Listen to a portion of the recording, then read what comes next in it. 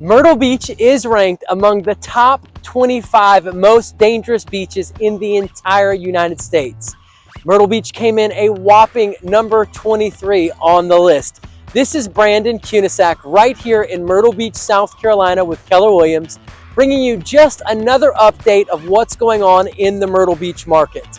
If you're interested in buying or selling or moving to Myrtle Beach, South Carolina, don't be a stranger. I get calls, texts, and emails from people just like you all the time looking to make that move. If you're new to the channel, please click that subscribe button, hit the like button, and drop me a comment so that you can be the first to learn about all things real estate right here in Myrtle Beach, South Carolina. This report came from a California-based law group called Simran Law Group, and the report analyzed surf zone fatalities, shark attacks, and hurricanes. Now, between 2010 to 2024, we have seen 29 surf zone fatalities. So be careful during our peak season months. With June and July, over half of the deaths occurred during those 2 months. Now, 2/3 of the deaths did occur during rip current hazards.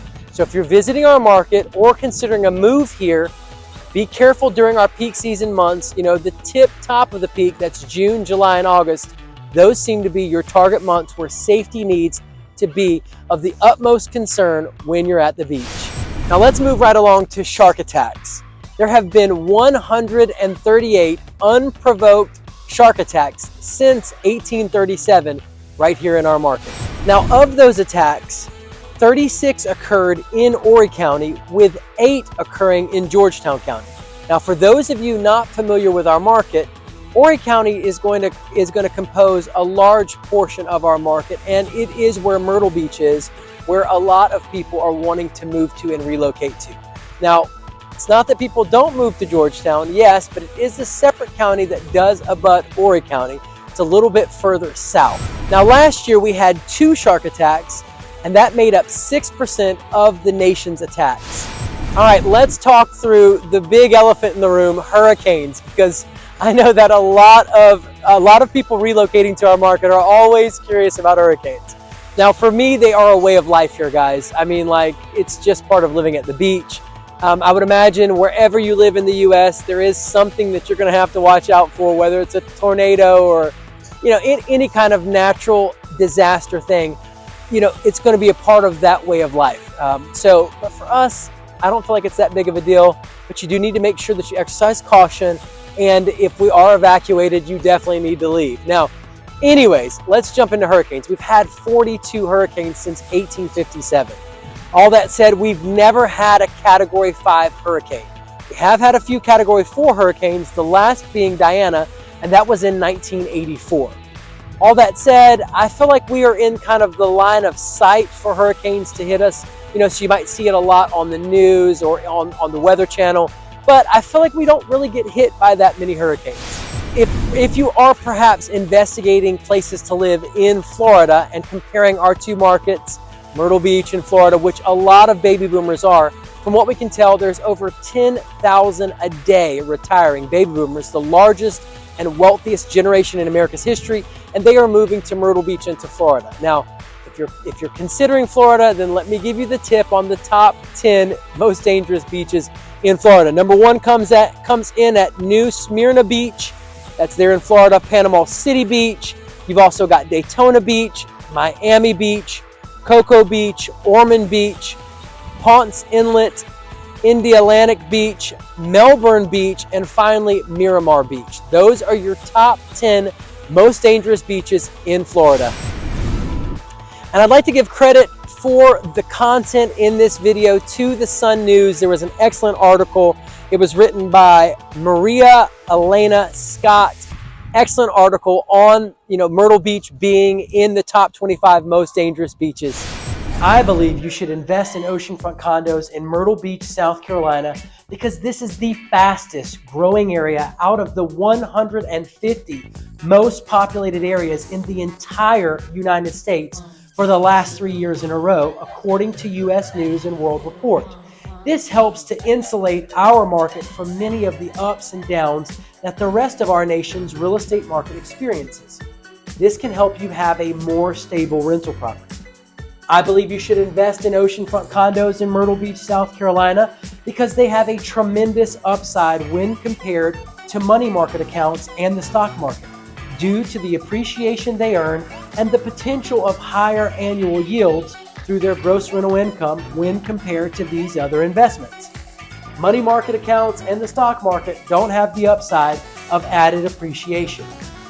I believe you should invest in oceanfront condos in Myrtle Beach, South Carolina, because while our prices have risen and have held their value, we're also much cheaper than other places like Florida. Where else can you go and find an oceanfront condo for as little as $100,000? If you're getting into the real estate game or expanding your current portfolio, the bang for your buck is sitting right on the Myrtle Beach, South Carolina oceanfront. Now, if you are considering a move to Myrtle Beach, South Carolina, or looking to invest in an oceanfront condo, right now is the time to do it. It is a buyer's market. Generally, when there's 5 months or more inventory on the market, it's considered a buyer's market. Currently, we have over 7 months inventory in condos on our market. So if you're looking to find a good deal, there's lots of competition right now in Myrtle Beach for condos. It is an excellent time as a buyer or an investor to pick up a great deal. So don't miss your opportunity. When it's a buyer's market like this, you want to jump on it. Our market is insulated by the 20 to 22 million tourists that visit each year. It is a resort market, and for the last 3 years, one of the fastest growing markets in the nation, actually, out of the top 150 most populated. So we had over 90,600 people that moved to our market just last year. You don't want to miss out on all this traffic. Our properties are appreciated. Oceanfront condos over the past decade, many of them appreciated over 200%. I mean, we are talking about a phenomenal nest egg that you have the opportunity to build up over the course of the next decade. So don't be a stranger, pick up the phone, get in contact with me.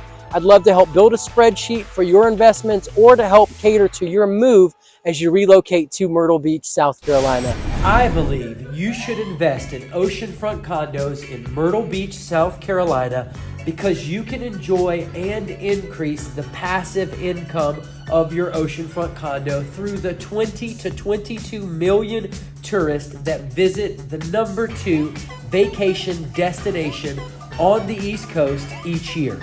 Not only can you enjoy the equity paid for by visiting tourists, but you can also anticipate the over 100% appreciation experience at many of the oceanfront resorts in our market during the recent decade.